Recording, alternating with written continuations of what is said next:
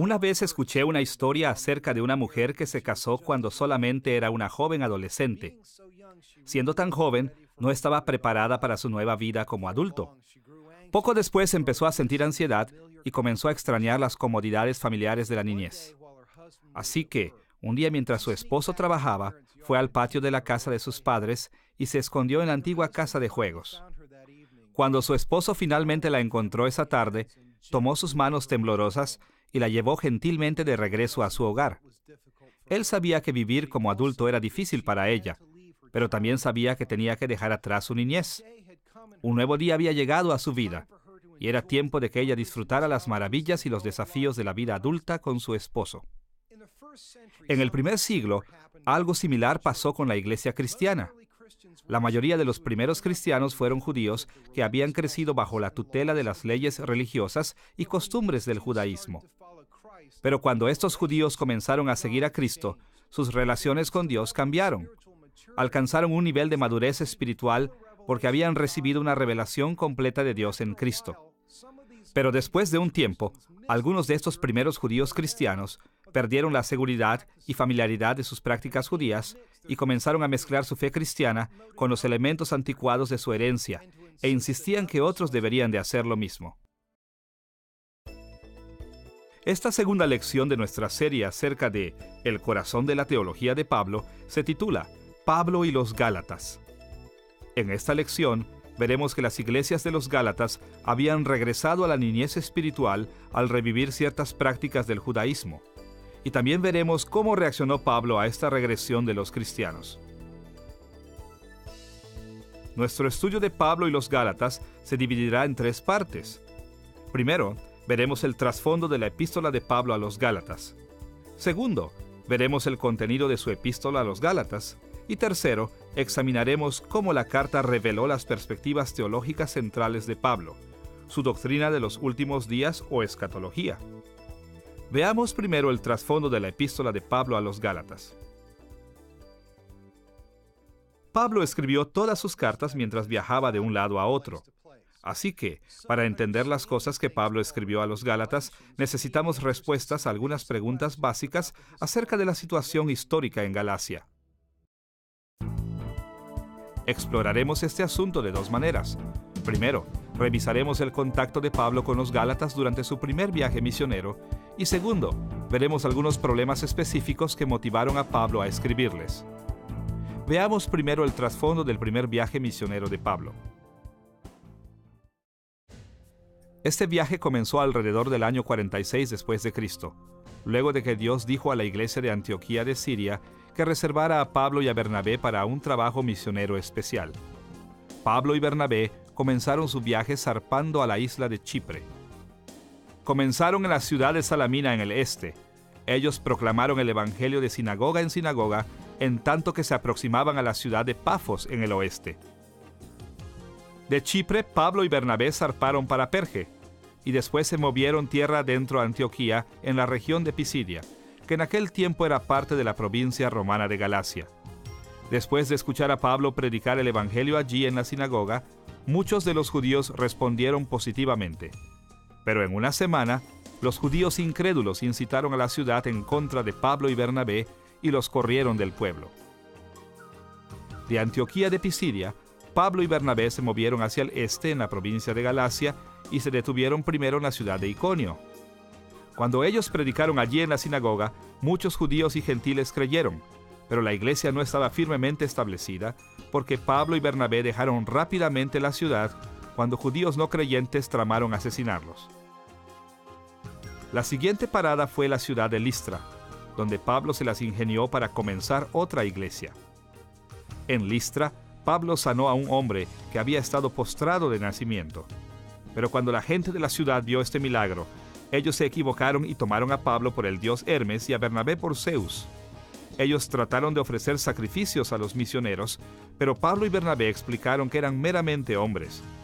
Después de esto, algunos judíos incrédulos llegaron de Iconio y fueron capaces de volver a los ciudadanos desilusionados de Listra en contra de Pablo y Bernabé, pero Dios guardó sus vidas y Pablo y Bernabé siguieron adelante una vez más.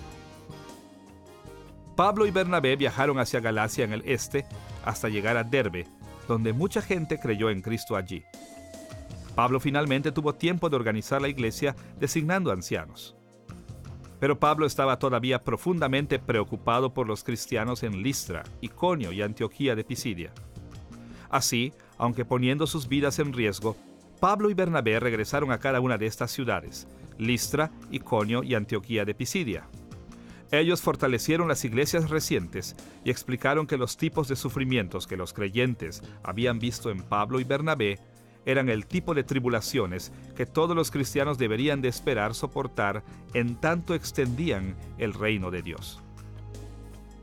De Antioquía de Pisidia, los misioneros hicieron entonces su ruta de regreso hacia la costa, predicando en las ciudades de Perge y Atalia. Y de Atalia navegaron para Antioquía de Siria. Varias veces en su carta a los Gálatas, Pablo se refiere al tiempo que ya había pasado con ellos. Así que sabemos que escribió esta epístola algún tiempo después de su primer viaje misionero. Ahora, es importante notar que la epístola a los Gálatas no menciona la bien conocida reunión de los apóstoles en Jerusalén, registrada en Hechos capítulo 15, que probablemente tuvo lugar después. La asamblea en Jerusalén abordó algunos de los mismos asuntos que la carta de Pablo a los Gálatas, y es razonable asumir que Pablo pudo haber apelado a esta asamblea para apoyar sus puntos de vista si la asamblea ya se hubiera llevado a cabo para el tiempo en que fue escrito Gálatas.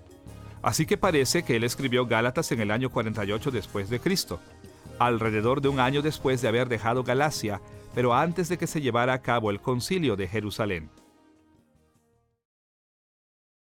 Ahora que hemos visto cómo el libro de Gálatas se relaciona con el primer viaje misionero de Pablo, debemos de ver los problemas específicos en Galacia que preocupaban a Pablo. ¿Cuáles eran las condiciones de las iglesias de Galacia? ¿Qué había pasado en esas iglesias que obligó a Pablo a escribirles? Exploraremos dos asuntos: la entrada de los gentiles a las iglesias y la aparición de falsos maestros. Veamos primero la manera en que los cristianos gentiles se congregaron en las iglesias de los Gálatas. Una de las cosas más grandiosas que hizo Dios a través del primer viaje misionero de Pablo fue traer muchos gentiles a Cristo. Para sorpresa de Pablo, la mayoría de los judíos en Galacia rechazaron el Evangelio. Cuando Pablo enfrentó oposición abierta, él se dio cuenta de que Dios quería que él se enfocara en alcanzar a los gentiles. Veamos las palabras de Pablo a los judíos en Antioquía de Pisidia, registradas en Hechos capítulo 13, versículos 46 al 47. A vosotros, a la verdad, era necesario que se os hablase primero la palabra de Dios. Mas puesto que la desecháis, y no os juzgáis dignos de la vida eterna, he aquí nos volvemos a los gentiles. Porque así nos ha mandado el Señor diciendo: Te he puesto para luz de los gentiles, a fin de que seas para salvación hasta lo último de la tierra. Este pasaje revela un cambio sobresaliente en el ministerio de Pablo. Como judío, naturalmente le dio prioridad a evangelizar a los judíos, pero sus reacciones negativas al evangelio convencieron a Pablo de que Dios lo estaba llamando a alcanzar a los gentiles, y esto lo hizo con mucho éxito. Escuchen la manera en que Lucas resume el trabajo de Pablo en Iconio en Hechos capítulo 14, versículo 1. Aconteció en Iconio que entraron juntos en la sinagoga de los judíos y hablaron de tal manera que creyó una gran multitud de judíos y asimismo de griegos. No fueron solamente judíos que se convirtieron, sino gentiles también. De manera similar, en Hechos capítulo 14, versículo 27, Lucas reportó cómo Pablo resumió su primer viaje misionero, diciendo que Dios había abierto la puerta de la fe a los gentiles. Ahora, podemos pensar que todos se hubieran regocijado al ver muchos gentiles en las iglesias de Galacia, pero la entrada de los gentiles de hecho causó serios problemas en Galacia, y estos problemas incitaron a los falsos maestros para levantarse en contra. Recordemos que hasta el primer viaje misionero de Pablo, la iglesia cristiana había sido predominantemente judía. La iglesia primitiva comenzó en Jerusalén y se había abrazado firmemente a esta identidad judía. Consecuentemente, La entrada de los gentiles dio paso a todo tipo de problemas teológicos y prácticos. ¿Tenían que adoptar estos gentiles las tradiciones judías? ¿Tenían que guardar la ley de Moisés como se les requería a los creyentes del Antiguo Testamento? Este tipo de preguntas dio lugar a que se levantaran falsos maestros en Galacia. Estos maestros judíos surgieron con sus propias formas de tratar con los gentiles al insistir que deberían de ser circuncidados. Durante su viaje misionero, Pablo no había circuncidado a los creyentes gentiles, pero en su ausencia, los falsos maestros habían enseñado precisamente lo opuesto. Pablo sabía que Dios había ordenado la circuncisión para Israel, y él no se oponía a la circuncisión en sí. Pero en Galacia, la circuncisión de los gentiles se había convertido en un asunto serio que Pablo no podía ignorar. Representaba una seria desviación al corazón del evangelio cristiano. Veremos 3 maneras en que Pablo creía que el insistir en la circuncisión de los gentiles cristianos reflejaba muy serios malentendidos de la fe cristiana. Primero, negaba la suficiencia de la muerte y resurrección de Cristo para salvación. Segundo, demostraba una confianza impropia en el poder de la carne. Y tercero, resultaba en división entre las iglesias de Galacia. Veamos primero la manera en que los falsos maestros habían negado la suficiencia de la muerte y resurrección de Cristo para salvación.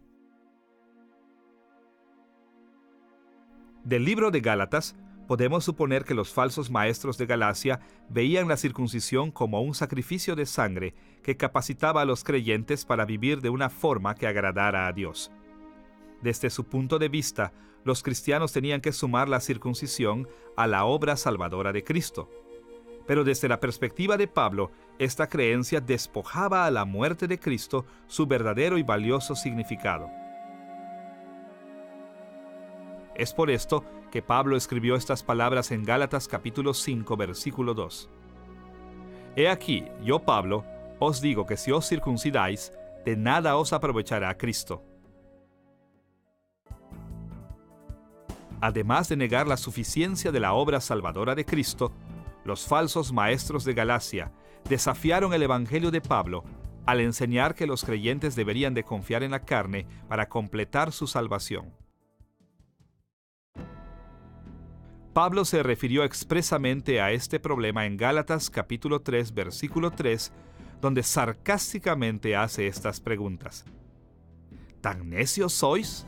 Habiendo comenzado por el Espíritu, ¿ahora vais a acabar por la carne? El término griego dado como por la carne es sarx. Pablo acostumbraba a usar el término carne o sarx para referirse al mero poder humano, y frecuentemente en conexión con formas humanas pecaminosas. Cuando Pablo ministró en Galacia, su predicación había sido acompañada por exposiciones dramáticas del poder del Espíritu Santo. Era irrefutable que los gálatas habían comenzado sus vidas cristianas en el poder del Espíritu Santo, pero ahora, al volverse a la circuncisión, habían comenzado a depender en sus propias habilidades humanas para vivir de manera que agradaran a Dios. Irónicamente, esta confianza en las habilidades humanas de hecho los condenaba a la impotencia y al fracaso. Además de negar el valor de la obra de Cristo y la importancia del Espíritu Santo, Pablo también estaba profundamente preocupado porque los falsos maestros habían creado divisiones en la iglesia. Como Pablo lo puso en Gálatas capítulo 6, versículos 15 al 16. Porque en Cristo Jesús ni la circuncisión vale nada, ni la incircuncisión, sino una nueva creación. Y a todos los que anden conforme a esta regla, paz y misericordia sea a ellos y al Israel de Dios. En Cristo, las divisiones entre judíos y gentiles habían sido eliminadas. La desunión en las iglesias de Galacia preocupaba profundamente a Pablo. Las riñas y divisiones entre el pueblo de Dios eran absolutamente contrarias a lo que Cristo había hecho e iban en contra del ideal hacia el que la iglesia se esforzaba por alcanzar. Pero los falsos maestros siguieron la enseñanza del Antiguo Testamento de que la circuncisión era necesaria para una completa inclusión al pueblo de Dios. Para muchos en la iglesia, especialmente cristianos judíos, era natural pensar que cualquiera que rechazara la circuncisión era, en el mejor de los casos, de segunda clase. No es de extrañarse entonces que se desarrollaran divisiones entre aquellos cristianos que eran circuncidados y aquellos que no lo eran. Así vemos que los falsos maestros habían traído varios problemas muy serios a las iglesias de Galacia. Y habiendo escuchado lo que estos falsos maestros estaban haciendo, Pablo no podía permanecer en silencio.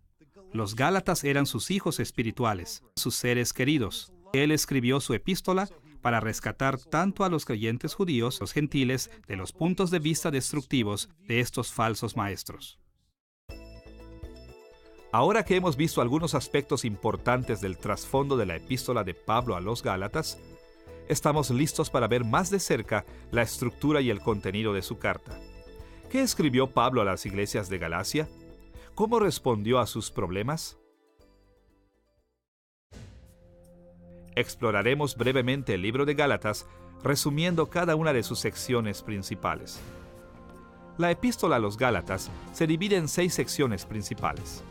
Primero, una salutación en el capítulo 1, versículos 1 al 5.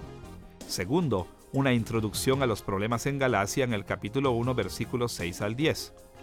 Tercero, varios registros históricos en el capítulo 1, versículo 11 al capítulo 2, versículo 21. Cuarto, una serie de pruebas para la doctrina de la justificación por la fe en el capítulo 3, versículo 1 al capítulo 4, versículo 31.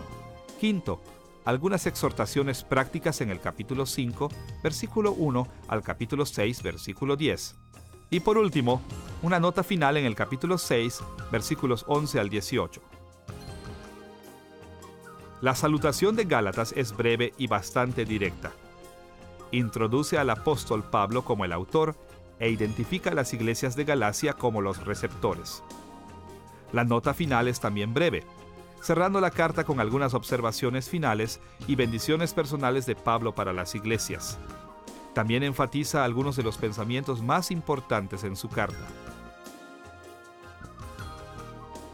En la segunda sección, capítulo 1, versículos 6 al 10, al que hemos llamado la introducción al problema, Pablo ataca inmediatamente el problema de la falsa enseñanza en Galacia. Él expresó asombro y advirtió a sus lectores cuán peligroso era seguir a los falsos maestros. Muy claramente, Pablo insistió que rechazar sus enseñanzas era aceptar un falso evangelio. Escuchemos la seria maldición que puso a los falsos maestros en el capítulo 1, versículo 8. Mas si aún nosotros, o un ángel del cielo, os anunciare otro evangelio diferente del que os hemos anunciado, sea anatema. Seguir las enseñanzas de los falsos maestros era rechazar el evangelio verdadero de Cristo. Era rechazar la salvación misma. Esta sección de la carta hace claro que los problemas en Galacia no eran insignificantes. Los destinos eternos de los Gálatas estaban en juego. La tercera sección de la epístola, capítulo 1, versículo 11 al capítulo 2, versículo 21, es más elaborada. Consiste de varios registros históricos en los que Pablo probó su autoridad. 3 eventos históricos diferentes vienen a primer plano en estos capítulos. El llamado y entrenamiento de Pablo en el capítulo 1, versículos 11 al 17. La reunión de Pablo con los líderes de la iglesia en Jerusalén en el capítulo 2, versículos 1 al 10. Y el conflicto de Pablo con Pedro en Antioquía de Siria en el capítulo 2, versículos 11 al 21. El registro del llamado y entrenamiento de Pablo explica cómo Pablo tuvo la autoridad para resistir circuncidar a los gentiles. Comienza con una descripción de cómo Pablo había amado las tradiciones de Israel. Escuchemos sus palabras en Gálatas capítulo 1, versículos 13 al 14. Porque ya habéis oído acerca de mi conducta en otro tiempo en el judaísmo, y en el judaísmo aventajaba a muchos de mis contemporáneos en mi nación, siendo mucho más celoso de las tradiciones de mis padres. Pero Pablo también explicó cómo su actitud había cambiado. A pesar de su celo por las tradiciones judías, cuando él estaba de viaje por Galacia, Pablo no había requerido que los gentiles se circuncidaran. ¿Cómo pudo haber hecho esto cuando había estado tan comprometido a las tradiciones de Israel? Escucha el testimonio de Pablo en Gálatas capítulo 1, versículos 15 al 18. Pero cuando agradó a Dios revelar a su Hijo en mí, para que yo le predicase entre los gentiles, no consulté enseguida con carne y sangre, sino que fui a Arabia y volví de nuevo a Damasco. Después, pasados 3 años, subí a Jerusalén.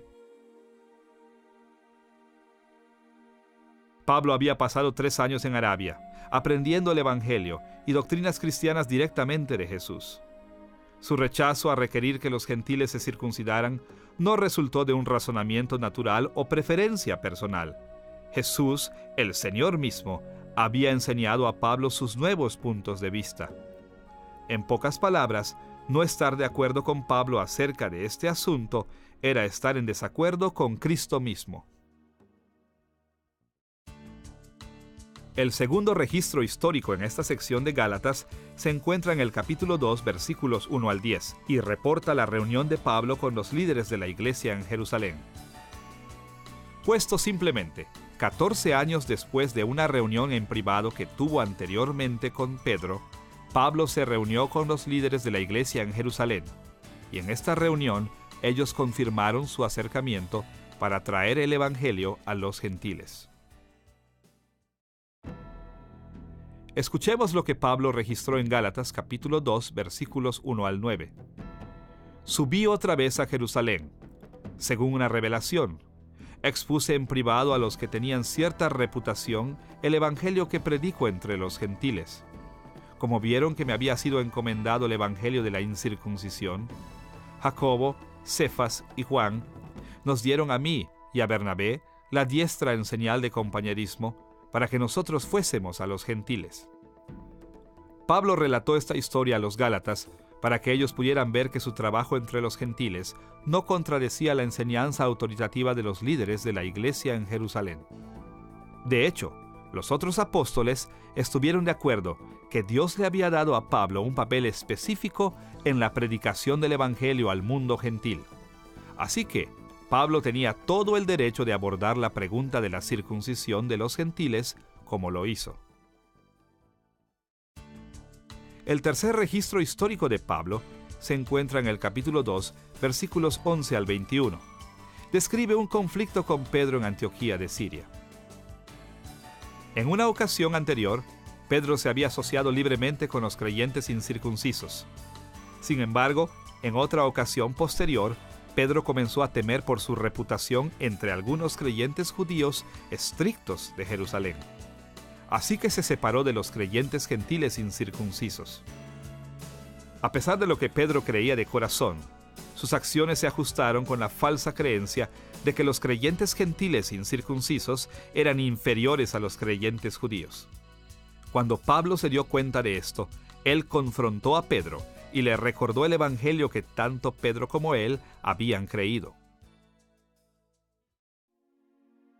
Gálatas capítulo 2, versículos 15 y 16, reporta las palabras de Pablo a Pedro en aquella ocasión. Nosotros, judíos de nacimiento, y no pecadores de entre los gentiles, sabiendo que el hombre no es justificado por las obras de la ley, sino por la fe de Jesucristo, nosotros también hemos creído en Jesucristo, para ser justificados por la fe de Cristo, y no por las obras de la ley, por cuanto por las obras de la ley nadie será justificado. Pablo escribió acerca de su conflicto con Pedro para probar que aún Pedro se había sometido a su corrección autoritativa en este asunto. Si la autoridad de Pablo había sido suficiente para corregir aún al preeminente apóstol Pedro, ciertamente era suficiente para corregir a los falsos maestros en Galacia. En estos 3 registros de llamado y entrenamiento, reunión con las autoridades de Jerusalén y confrontamiento a Pedro, Pablo construyó un fuerte caso en contra de los falsos maestros en Galacia y defendió su evangelio. Después de dar esos registros históricos, Pablo se dirigió hacia la cuarta sección de su epístola en el capítulo 3, versículo 1 al capítulo 4, versículo 31. Allí ofreció más argumentos teológicos directos para su doctrina de justificación por fe. Este material se divide en 4 partes, alternando entre las experiencias de los Gálatas y el registro bíblico de la vida de Abraham.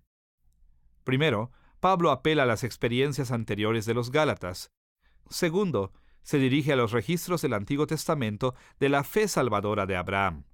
Tercero, Pablo apeló a la experiencia común de los creyentes gálatas. Y cuarto, él tomó en cuenta la historia de las esposas y los hijos de Abraham. Veamos brevemente el capítulo 3, versículos 1 al 5, donde Pablo se enfocó en la experiencia anterior de los Gálatas con respecto a la fe cristiana. Él escribió estas palabras en el capítulo 3, versículos 2 al 5. Esto solo quiero saber de vosotros. ¿Recibisteis el Espíritu por las obras de la ley o por el oír con fe? Habiendo comenzado por el Espíritu, ¿ahora vais a acabar por la carne? Aquel pues que os suministra el Espíritu y hace maravillas entre vosotros, ¿lo hace por las obras de la ley o por el oír con fe? En una serie de preguntas retóricas, Pablo se refirió a su primer viaje misionero. Como nos dice Hechos capítulos 13 y 14, los Gálatas habían recibido muchas bendiciones increíbles del Espíritu Santo cuando Pablo había estado con ellos anteriormente. Tanto ellos como él sabían que estas bendiciones del Espíritu no vinieron porque guardaban la ley de Dios. Dios les había dado libremente estos regalos simplemente porque habían creído en el Evangelio. De esta experiencia, los Gálatas debieron haber sabido que no debían pensar que las bendiciones de Dios podrían ser obtenidas por obediencia a la ley. Después de tocar su experiencia cristiana anterior, Pablo se refirió al ejemplo de la fe salvadora de Abraham. Él argumentó en el capítulo 3, versículo 6, al capítulo 4, versículo 11, que Dios había bendecido a Abraham debido a la fe, no debido a la obediencia de Abraham a la ley de Dios. Abraham no había ganado la bendición de la salvación por medio de esfuerzos humanos carnales. El argumento de Pablo en esta sección es más bien complejo, pero lo podemos resumir en 4 pasos. Primero, Pablo señaló que Abraham fue justificado al tener fe en la promesa de Dios de que tendría un hijo. En el capítulo 3, versículos 6 y 7, Pablo se refiere a Génesis capítulo 15, versículo 6 de esta manera. Así Abraham creyó a Dios y le fue contado por justicia. Sabed, por tanto, que los que son de fe, estos son hijos de Abraham. From Paul's point of view, Desde el punto de vista de Pablo, Génesis capítulo 15, versículo 6, aclaró que Abraham fue justificado por su fe en la palabra de Dios y no tomando como base la circuncisión que tomó lugar años después. Sobre esta base, Pablo concluyó que los verdaderos hijos de Abraham fueron aquellos que siguieron su ejemplo de confiar en las promesas de Dios para salvación. La salvación era una bendición que vino por fe y no por la circuncisión. Segundo, debido a que había una controversia acerca del estatus de los gentiles incircuncisos, Pablo prosiguió a enfatizar que Dios le había dicho a Abraham que la bendición de la salvación se iba a dispersar por medio de él a los gentiles. En Gálatas capítulo 3, versículos 8 y 9, Pablo se refiere a Génesis capítulo 12, versículo 3 de esta manera. Y la Escritura, previendo que Dios había de justificar por la fe a los gentiles, dio de antemano la buena nueva a Abraham, diciendo: En ti serán benditas todas las naciones, de modo que los de la fe son bendecidos con el creyente Abraham. Pablo entendía que Génesis capítulo 12, versículo 3, enseñaba que se había prometido un tiempo cuando los gentiles de todo el mundo recibirían la bendición de Dios. Sin embargo, esta bendición vendría a todas las naciones de la misma manera como vino a Abraham, por medio de la fe, no del esfuerzo humano. Tercero, Pablo quería que los gálatas entendieran que el sangriento corte de la carne en la circuncisión era un símbolo de automaldición, no una forma de obtener justicia. De hecho, la circuncisión significaba que sea cortado de la tierra de los vivientes si no permanezco fiel al pacto. Cristo había venido precisamente porque nadie más podía estar a la altura de este estándar. Como Pablo lo puso en Gálatas capítulo 3, versículo 13. Cristo nos redimió de la maldición de la ley, hecho por nosotros maldición. Al morir en la cruz, la muerte más penosa y maldita en el entendimiento judío, Cristo tomó para sí mismo la horrible maldición del pecado.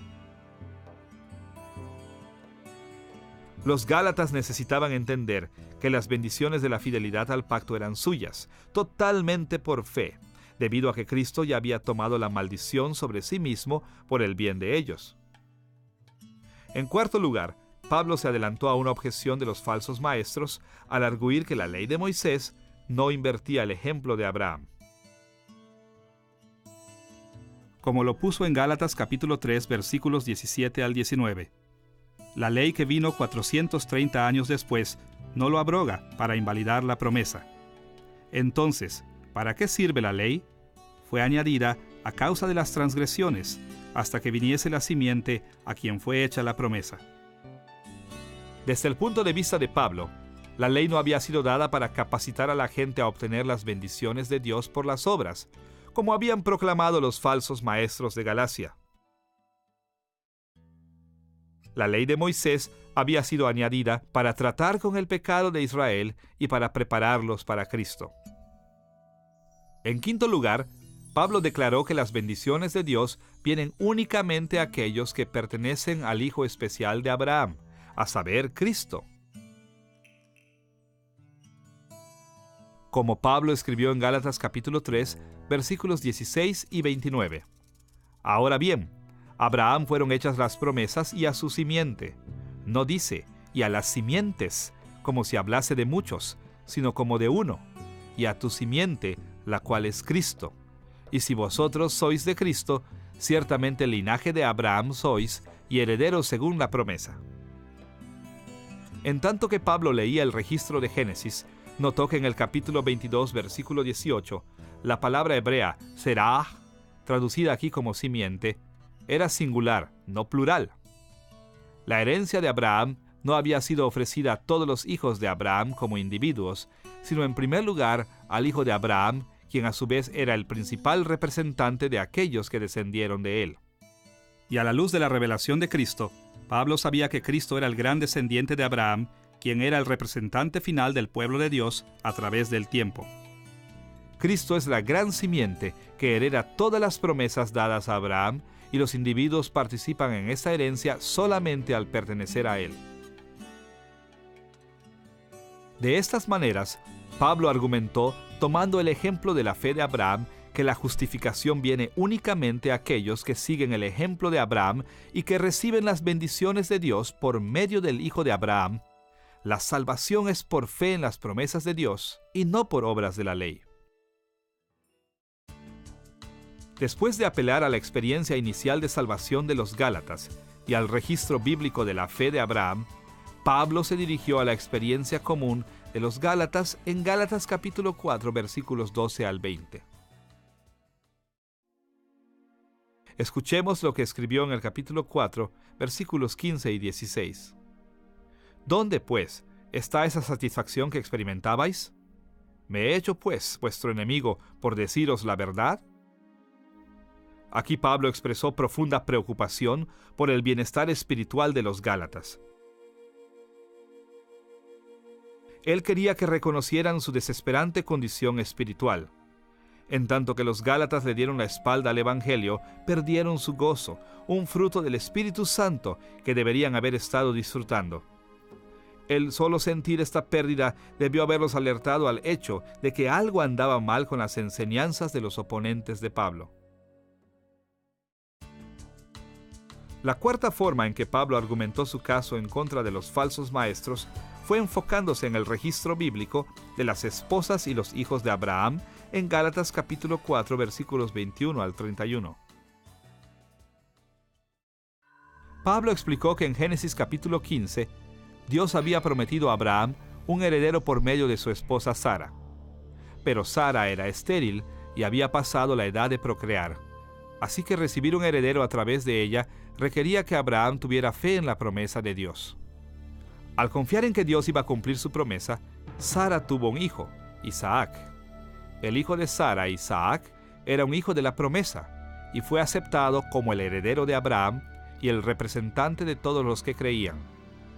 Pero, como nos dice Génesis capítulo 16, antes de que naciera Isaac, Abraham se había cansado de esperar que Dios le diera el hijo de la promesa. Así que se dirigió a la esclava de Sara, Agar, para tener un hijo. Al hacer esto, Abraham buscó asegurar su legado mediante esfuerzo humano, por el esfuerzo de la carne. Agar tuvo a Ismael, hijo de Abraham, pero Ismael era un hijo de la carne. Dios lo rechazó como el heredero de Abraham y vino a representar a todos los que se enfocan en la carne como la manera de salvación. Después de mostrar este contraste entre las esposas y los hijos de Abraham, Pablo concluyó de esta forma en Gálatas capítulo 4, versículo 31. De manera, hermanos, que no somos hijos de la esclava, sino de la libre. La idea principal de Pablo era que la fe en la promesa de Dios es el camino de la salvación para los cristianos, así como Isaac nació a Sara debido a la fe de Abraham. De la misma manera que en los días de Abraham, los creyentes de cada época son justificados, incluidos y dotados de poder para vivir justamente por medio de la fe en las promesas de Dios, no por mérito propio.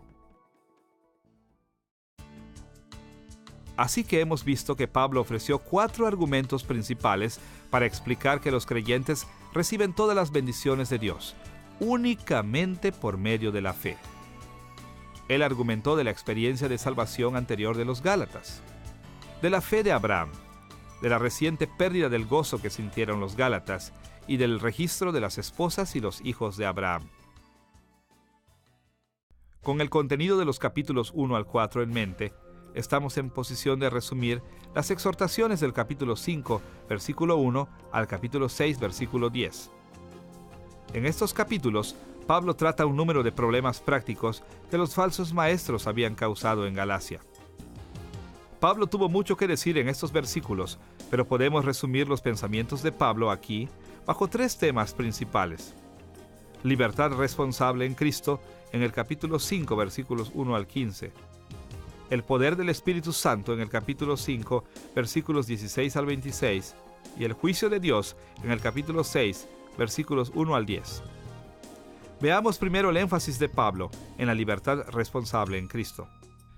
En el capítulo 5, versículos 1 al 15, Pablo hizo un llamado a los Gálatas a permanecer en la libertad de Cristo. Su posición es cuidadosamente balanceada. En primer lugar, él enfatizó la necesidad de mantener la libertad cristiana. Escuchemos sus palabras en el capítulo 5, versículo 1.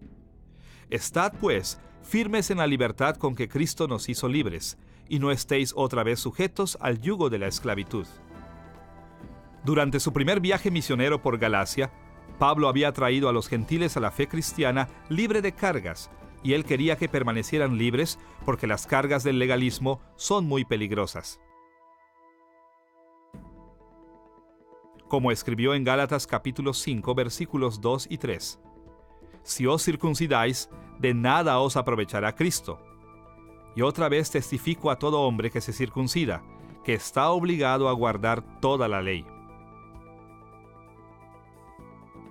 Los falsos maestros en Galacia habían introducido un sistema legalista de justicia. Les habían enseñado a los cristianos a confiar en su obediencia a la ley más que en Cristo. Pero al hacer eso, de hecho obligaron a estos cristianos gentiles a un estándar que era imposible de cumplir: obediencia a toda la ley. Su elección era entre la libertad en Cristo y la esclavitud a la ley. Una dirigía hacia la salvación, la otra al juicio. Con todo esto, en segundo lugar, Pablo balanceó su defensa de libertad cristiana con una afirmación de responsabilidad moral cristiana. Él advirtió a los Gálatas que no usaran su libertad cristiana de las tradiciones judías como una licencia para despreciar la ley moral de Dios. En el capítulo 5, versículo 13, él escribió: «Porque vosotros, hermanos, a libertad fuisteis llamados, solamente que no uséis la libertad como ocasión para la carne, sino servíos por amor los unos a los otros». Cristo había liberado a los cristianos de Galacia de la esclavitud a la ley, como medio de justificación y poder para vivir justamente, pero todavía demandaba que siguieran los mandatos de Dios. Pablo no quería que los gálatas pensaran que su libertad de la circuncisión incluía libertad de violar el carácter santo de Dios, que era el fundamento básico de la ley. Habiendo establecido su orientación bilateral hacia la importancia de la libertad en Cristo y una vida justa, Pablo se refirió a la importancia del poder del Espíritu Santo en Gálatas capítulo 5, versículo 16 al capítulo 6, versículo 10. ¿Cómo podían los gálatas ser llenos de poder para resistir el pecado, sino por el legalismo y el esfuerzo humano? En pocas palabras, Pablo contestó que cada creyente debe de confiar en el Espíritu Santo para dirigirlo y llenarlo de poder más que en la carne. Escuchemos la manera en que él lo puso en el capítulo 5, versículos 16 y 25. «Así que les digo, vivan por el Espíritu, y no seguirán los deseos de la naturaleza pecaminosa. Si el Espíritu nos da vida, andemos guiados por el Espíritu». Desde el punto de vista de Pablo, la única manera de vivir una vida santa en Cristo era dependiendo y siguiendo al Espíritu de Dios. Siempre es importante recordar que Pablo nunca puso al Espíritu Santo sobre o en contra de las Escrituras. Para Pablo, vivir por el Espíritu no podía divorciarse de la revelación escrita. El Espíritu de Dios siempre dirigió al pueblo de Dios para vivir de acuerdo a la palabra escrita de Dios, como ya había sido revelada en el Antiguo Testamento y como estaba siendo revelada progresivamente en las cartas de Pablo y en otros escritos que llegarían a formar el Nuevo Testamento. Pero vivir por el Espíritu no era solamente conformarse a las enseñanzas de los textos escritos. También involucraba una dependencia consciente en el poder del Espíritu para cumplir lo que Dios había mandado. Los cristianos no tienen nada que temer de Dios si confían en que el Espíritu producirá el fruto de justicia en sus vidas. En tercer lugar, Pablo resumió estos asuntos prácticos al hablar del juicio de Dios. Escuchemos sus serias advertencias en el capítulo 6, versículos 7 al 9. «No os engañéis, Dios no puede ser burlado, pues todo lo que el hombre sembrare, eso también segará. Porque el que siembra para su carne, de la carne segará corrupción. Mas el que siembra para el Espíritu, del Espíritu segará vida eterna. No nos cansemos, pues, de hacer bien, porque a su tiempo segaremos si no desmayamos». Pablo estaba profundamente preocupado con el destino final de los Gálatas. Él sabía que los verdaderos creyentes en Cristo nunca pueden perder su salvación, pero también sabía que no todos los que profesan fe realmente tienen fe salvadora. Así, él advirtió a las iglesias de los Gálatas que no olvidaran el juicio venidero de Dios. Él esperaba que esta advertencia los animara a confiar en Cristo y en el Espíritu Santo para salvación, más que en sus esfuerzos humanos. Desde este breve panorama de la epístola a los Gálatas de Pablo, podemos ver que Pablo refutaba a los falsos maestros en Galacia de diferentes maneras. Él comprometió a los Gálatas con apelaciones personales profundas y los animó a creer el verdadero evangelio y vivir de acuerdo a ese evangelio que él les había predicado en años anteriores. Pablo exhortó a los Gálatas a rechazar a los falsos maestros y a abrazar otra vez el evangelio de la justificación por fe aparte de las obras. Hasta aquí hemos explorado el trasfondo de la carta de Pablo a los Gálatas y el contenido básico de su epístola. Ahora estamos en posición de ver nuestro tercer tópico: cómo refleja el libro de Gálatas las perspectivas teológicas centrales de Pablo. Recordarán de nuestra primera lección en esta serie que tenemos que distinguir entre las enseñanzas específicas en las cartas de Pablo y su sistema teológico fundamental. Pablo corrigió repetidamente a los falsos maestros en Galacia por llamar a los cristianos gentiles a que se sometieran a la circuncisión. Y él pasó un buen tiempo discutiendo la circuncisión y la justificación por la fe. Las declaraciones directas de Pablo acerca de la circuncisión y la salvación eran de hecho expresiones de las convicciones teológicas más básicas. Su enseñanza en el libro de Gálatas era una aplicación de su punto de vista escatológico central. Recordarán cómo el apóstol Pablo enseñó que el gran tiempo por venir había comenzado con la muerte y resurrección de Cristo, aunque el pecado y la muerte no se desvanecerían completamente hasta el regreso de Cristo en gloria. Y esto significa que los cristianos viven en lo que llamaríamos el ya y todavía no. Un tiempo cuando la edad del pecado y la muerte traslapa la edad de la salvación eterna. Pero el hecho es que esta edad y la edad por venir existen simultáneamente y dio lugar a algunos malentendidos críticos en Galacia. Pablo creyó que las controversias específicas de los Gálatas acerca de la circuncisión, justificación y cosas similares eran síntomas de un problema más básico.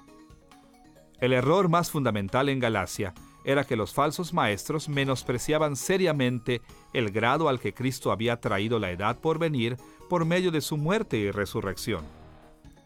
Ellos fallaron en darse cuenta cuánto de la edad por venir estaba ya presente. Como resultado, podemos llamar a esta falsa enseñanza escatología minimizada, queriendo decir que sus puntos de vista disminuían el significado de la primera venida de Cristo. Ahora, en un sentido, Pablo atacó la escatología minimizada de los falsos maestros en cada porción del libro de Gálatas. Nos enfocaremos en 6 áreas en las que Pablo aplicó claramente sus perspectivas teológicas centrales a este problema. Primero, su descripción de Cristo. Segundo, su enfoque en el Evangelio. Tercero, la ley de Moisés. Cuarto, la doctrina de unión con Cristo. Quinto, su énfasis en el Espíritu Santo en la vida cristiana. Y sexto, su apelación final a la doctrina de la nueva creación. La apelación de Pablo a su doctrina de los últimos días viene a ser evidente en su descripción de Cristo en la introducción al libro de Gálatas. Escuchemos cómo Pablo describió a Jesús en Gálatas capítulo 1, versículos 3 al 5. Gracia y paz sean a vosotros, de Dios el Padre y de nuestro Señor Jesucristo, el cual se dio a sí mismo por nuestros pecados para librarnos del presente siglo malo.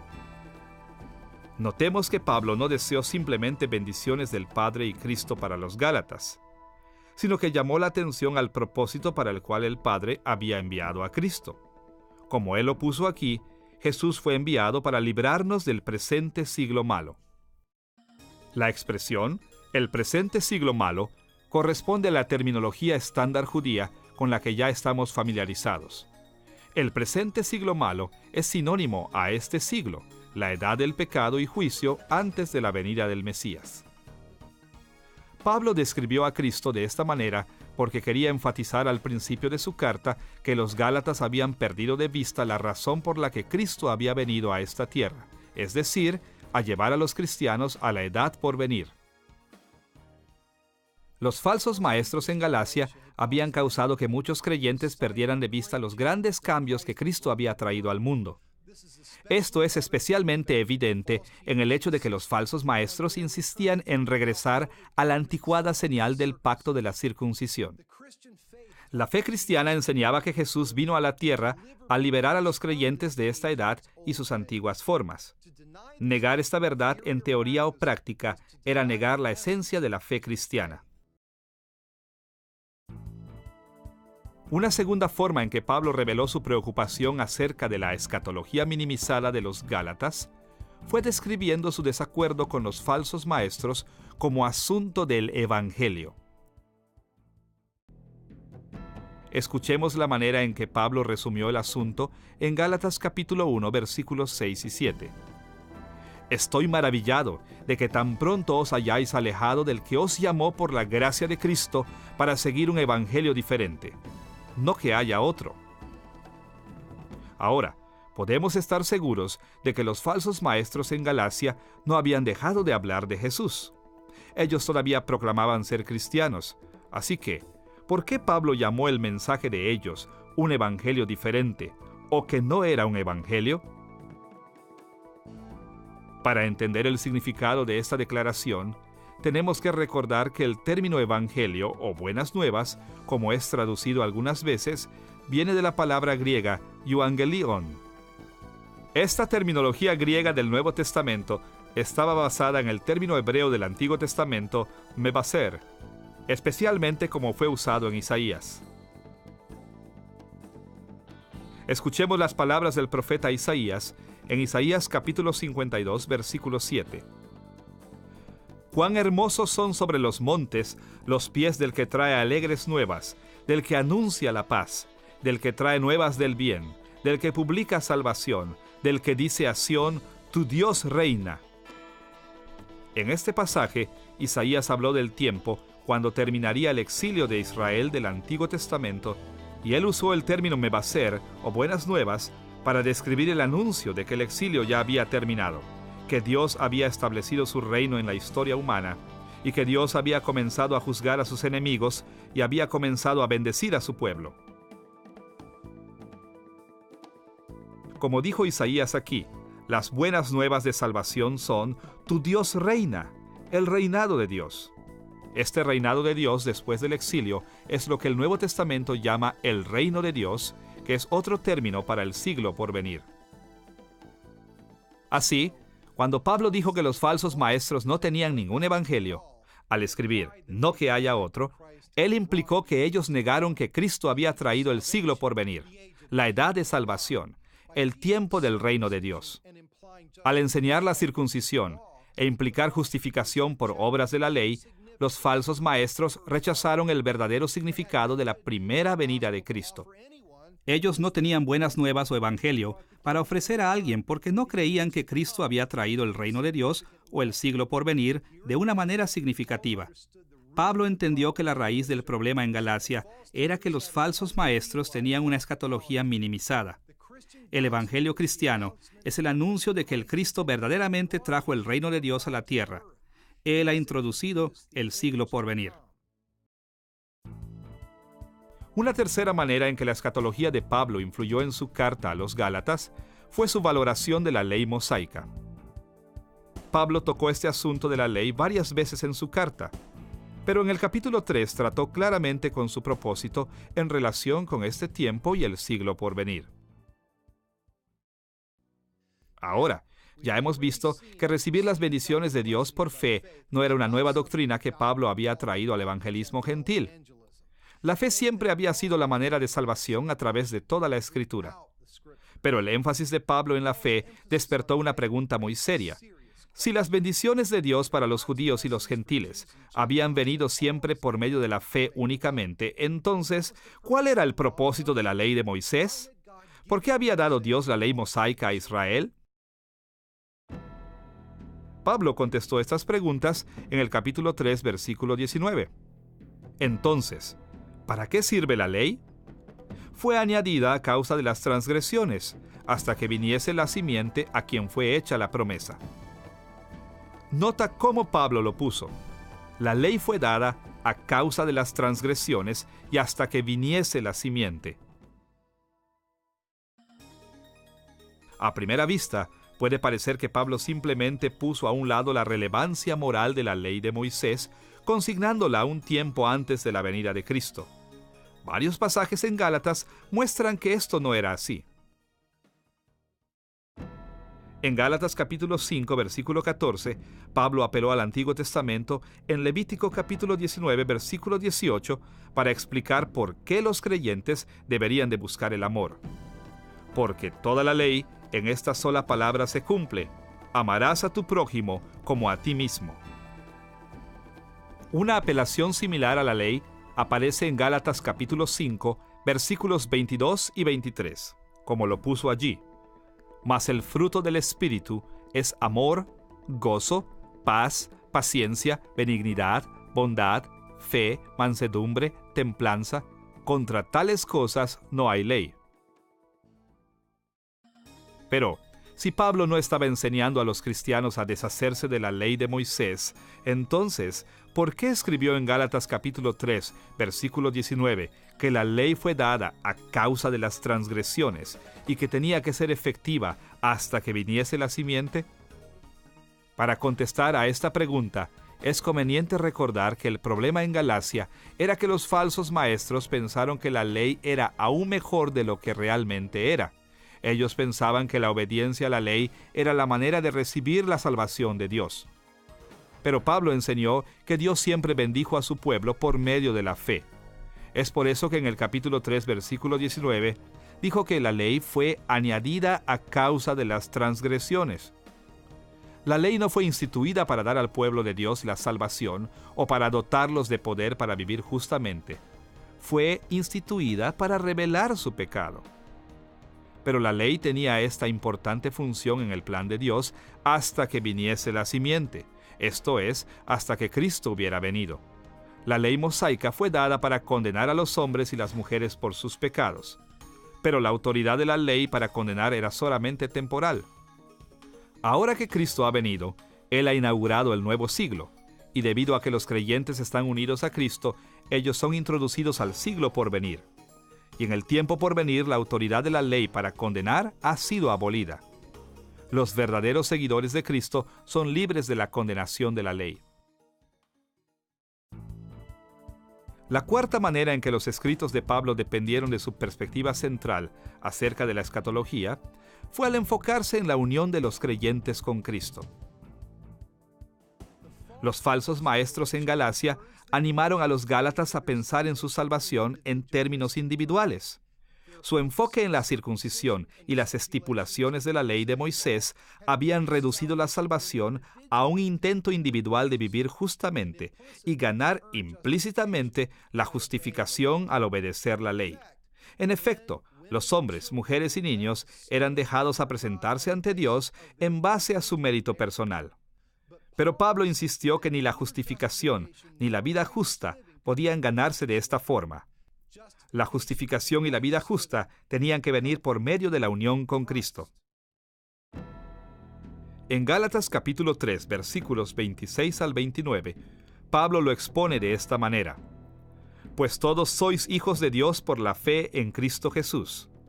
Porque todos los que habéis sido bautizados en Cristo, de Cristo estáis revestidos. Ya no hay judío ni griego, no hay esclavo ni libre, no hay varón ni mujer, porque todos vosotros sois uno en Cristo Jesús. Y si vosotros sois de Cristo, ciertamente el linaje de Abraham sois y herederos según la promesa. Los falsos maestros en Galacia, de hecho, enseñaron que algunos creyentes en la iglesia eran mejores que otros porque cada uno se presentaba ante Dios en base a su propio mérito. Pero estaban equivocados. La verdad es que estamos revestidos con Cristo. Estamos en Cristo Jesús. Debido a que estamos unidos a Cristo de esta manera, Dios mira a los cristianos como si estuviera mirando a Cristo mismo.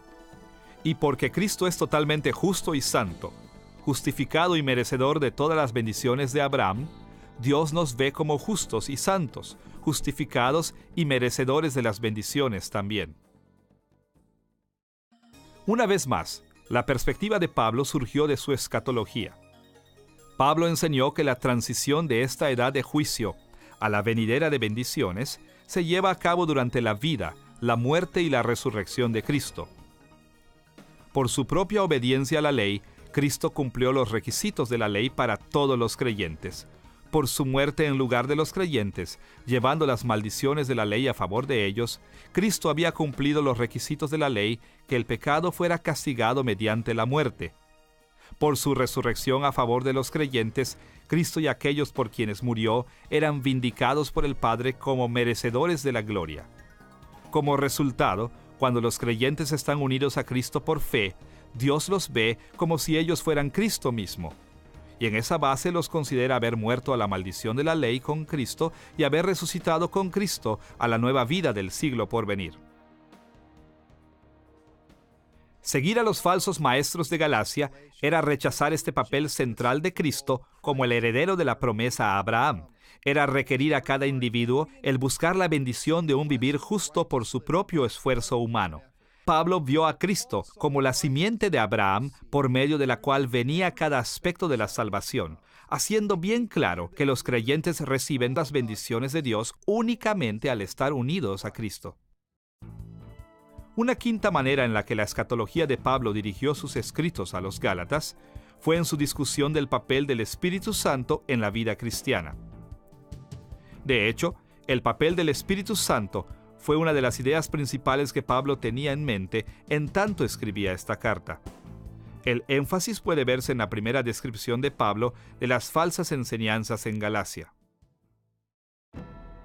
Escuchemos lo que escribió en Gálatas capítulo 3, versículos 1 al 3. «Oh Gálatas insensatos, ¿quién os fascinó? ¿Tan necios sois? Habiendo comenzado por el Espíritu, ¿ahora vais a acabar por la carne?» Pablo estaba sorprendido de que los Gálatas que habían comenzado sus vidas cristianas confiando en el Espíritu Santo, de alguna manera habían sido engañados para confiar en sus propios esfuerzos humanos. Un lugar en el que Pablo pone gran atención al contraste entre la obra del Espíritu Santo y el esfuerzo humano fue en Gálatas capítulo 5, versículos 16 al 26. Allí, él desarrolló un fuerte contraste entre la carne y el espíritu. Pablo contrastó los hechos de la naturaleza pecaminosa o del esfuerzo humano con el fruto del espíritu. En Gálatas capítulo 5, versículos 19 al 21, él señaló que las obras de la carne incluyen adulterio, fornicación, inmundicia, lascivia, idolatría, hechicerías, enemistades, pleitos, celos, iras, contiendas, disensiones, herejías, envidias, homicidios, borracheras, orgías. Pero en Gálatas capítulo 5, versículos 22 y 23, él señaló que el fruto del Espíritu Santo es amor, gozo, paz, paciencia, benignidad, bondad, fe, mansedumbre y templanza. Los falsos maestros querían que la gente creyera que por medio de esfuerzos humanos podían someterse a la circuncisión y que podían tener el poder suficiente para vivir justamente. Pablo mostró aquí que la única cosa que el esfuerzo humano podía producir era el pecado. Joel capítulo 2, versículo 28, es una profecía que claramente expresa la esperanza de que durante el siglo por venir, Dios derramaría su Espíritu de maneras en que no lo había hecho en el Antiguo Testamento. Y después de esto, derramaré mi Espíritu sobre toda carne, y profetizarán vuestros hijos y vuestras hijas, vuestros ancianos soñarán sueños, y vuestros jóvenes verán visiones. El Espíritu Santo había estado presente con los creyentes aún antes de que Cristo viniera, y Él había dado poder a los creyentes para permanecer fieles a Dios. Pero desde entonces, su satisfacción y dones especiales estaban reservados, con algunas excepciones, para un número limitado de personas, tales como profetas, sacerdotes y reyes. En este sentido, la presencia del Espíritu Santo era menos dramática y dominante en el Antiguo Testamento. Pero Joel profetizó que en el siglo por venir, el Espíritu Santo sería derramado en todas las clases y grupos de creyentes. Y como vemos en Hechos capítulo 2, la profecía de Joel comenzó a cumplirse en el día del Pentecostés. En ese tiempo, Dios comenzó a derramar su Espíritu a todo su pueblo de una manera dramática, indicando que la esperanza del tiempo por venir se había hecho una realidad. Pero en Galacia, los falsos maestros habían instruido a los Gálatas a confiar en sus propios esfuerzos humanos para vivir justamente, indicando que ellos negaban los dones abundantes del Espíritu y su potencial en la era del Nuevo Testamento. Ellos fallaron en darse cuenta de la gran bendición del Espíritu Santo que Cristo había traído cuando inauguró el siglo por venir.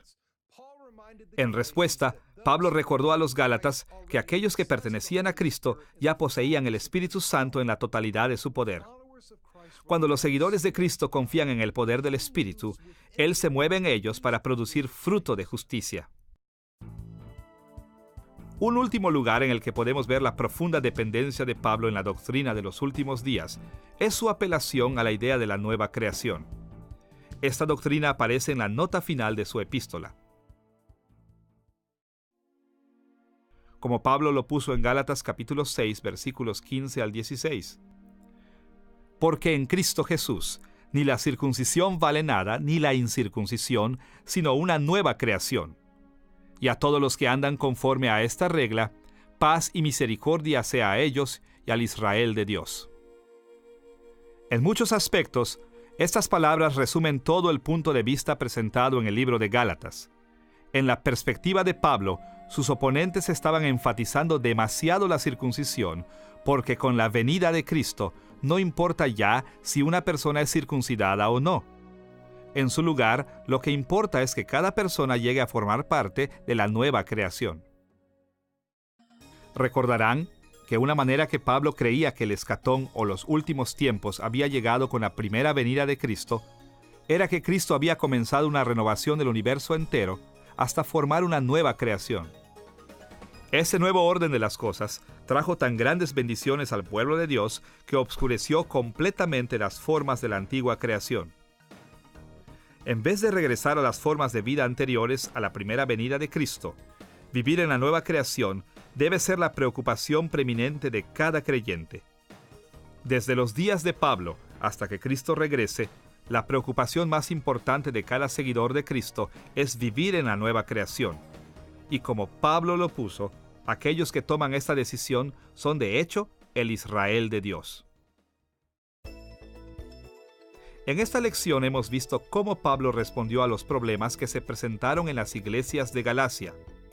Hemos explorado el trasfondo de los falsos maestros en Galacia, el contenido de la carta de Pablo a los Gálatas, y finalmente hemos visto cómo Pablo dependió en su doctrina central de escatología para dirigirse a los problemas en Galacia.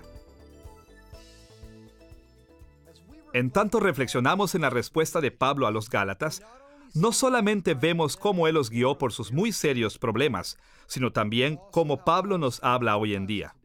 Una y otra vez, los cristianos modernos vivimos como los Gálatas. Olvidamos cuánto la primera venida de Cristo ha cambiado la historia humana. Como los Gálatas, regresamos a los fracasos y frustraciones de vivir como si Jesús hubiera hecho muy poco. Pero el corazón de la teología de Pablo nos habla como lo hizo a los Gálatas. Cristo nos ha sacado de este siglo maligno para que nosotros vivamos en las bendiciones del siglo por venir. En tanto dirigimos nuestros corazones hacia las formas de la nueva creación que ha venido con Cristo, encontraremos que el Evangelio de Cristo son buenas nuevas en verdad. Cristo ha traído salvación al mundo y hemos sido dotados con el privilegio de vivir en esa salvación incluso hoy.